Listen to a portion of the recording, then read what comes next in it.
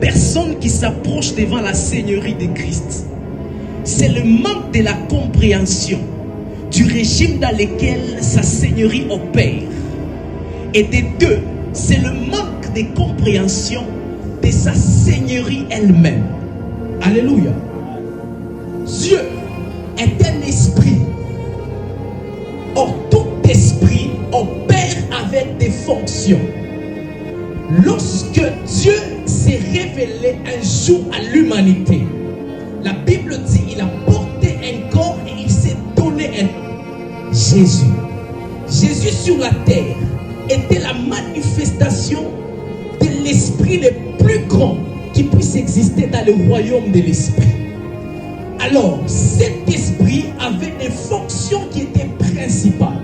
La fonction principale que Jésus était en train d'exercer était à deux. La première était la fonction du Sauveur.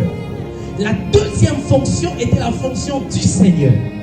Le Sauveur est une fonction qui fait partie intégrante de la nature de Dieu. Mais cette fonction se manifeste selon les besoins. Parce que les sauveurs ne peuvent pas intervenir là qu'il n'y a pas un danger. Les sauveurs ne peuvent pas intervenir là qu'il n'y a pas une perte. Ainsi, Dieu ne peut pas se révéler en tant que sauveur sur la terre aussi longtemps que la terre n'a pas connu un problème.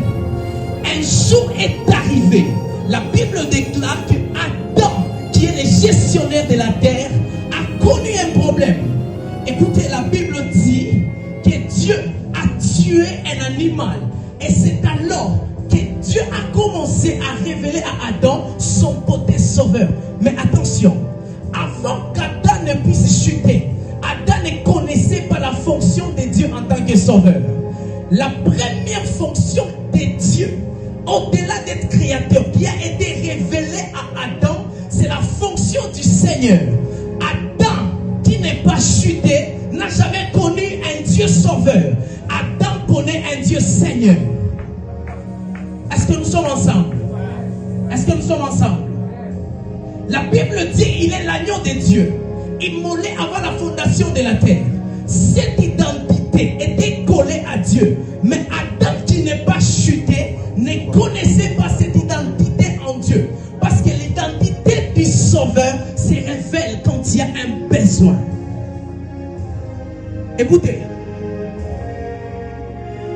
la Bible dit, lorsque Dieu appelle Adam, il le place dans le jardin. La première des choses que Dieu donne à Adam, le premier ordre, il dit, le jardin dans lequel je te place, tu dois les cultiver, tu dois les garder. Et Adam devait obéir à cet ordre.